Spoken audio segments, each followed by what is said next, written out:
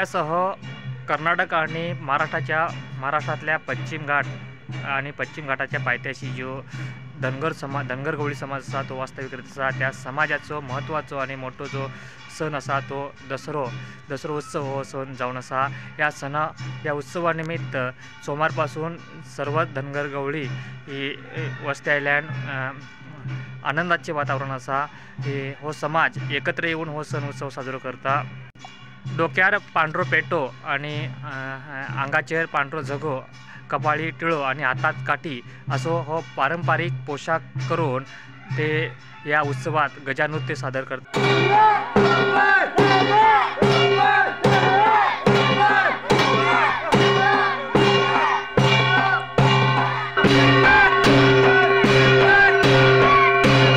या दसरा उत्सवात एकाच ताटात निवद खावची पद्धत, तसेच तलवारी खेळ आणि जे ताक करतात ते ताक अंगार वतूची जी पद्धत असा।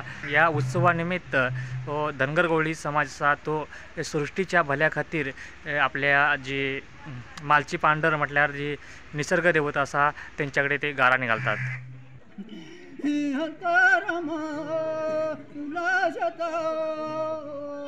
गाई